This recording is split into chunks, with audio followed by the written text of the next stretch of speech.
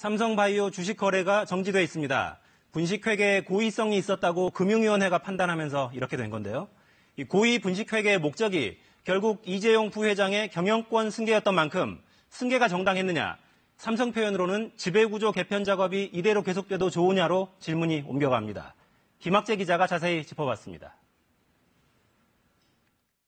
어제 삼성바이오로직스가 회사 가치를 부풀리기 위해 고의로 잘못된 회계 방식을 써서 제재를 받게 됐다는 소식을 전해드렸는데요.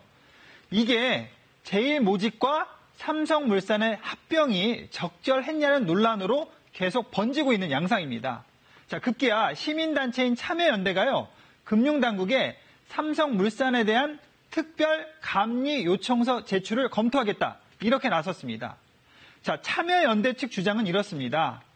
자, 이재용 삼성 부회장의 경영권 승계에 유리하도록 제일모직과 삼성물산의 합병 비율을 정한 거 아니냐. 이걸 위해서 자회사들의 회사 가치를 올리는 게 필요했고, 그래서 결국 삼성바이오로직스 회계에도 손을 댄 게 아니냐는 겁니다. 그러니까 삼성바이오 분식회계는 꼬리일 뿐이고요. 몸통은 제일모직과 삼성물산 합병 과정이니까 삼성물산에 대한 감리가 반드시 필요하다, 이런 논리입니다. 하지만 금융당국은 이런 참여연대 주장에 다소 유보적인 입장입니다. 삼성바이오의 분식회계가 곧바로 모회사인 삼성물산의 회계까지 잘못된 걸로 단정지어서 판단하는 것은 무리라는 겁니다. 왜냐하면요, 당시 삼성물산과 제일모직의 합병 비율은 주가를 기준으로 결정한 것이고요.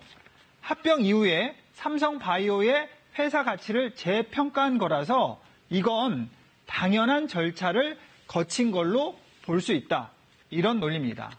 자, 마음대로 회계 기준을 바꾼 삼성바이오의 경우와는 다르다는 건데요. 하지만 금융당국은요, 재평가한 삼성바이오의 회사 가치가 적정했느냐, 이건 의심스러운 면이 있어서 살펴볼 필요가 있다고 밝혔습니다. 자, 이번 사태로 삼성도 그룹 차원에서 비상이 걸렸습니다. 그룹 전체 지배구조 개편 작업이 순탄치 않을 수 있기 때문인데요.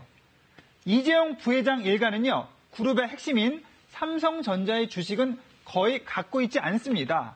하지만 삼성전자 최대 주주인 삼성생명과 삼성물산을 통해서 삼성전자에 막강한 영향력을 행사하고 있는데요. 특히 삼성물산에 공을 들여서 삼성전자에 대한 영향력을 높이고 있고요.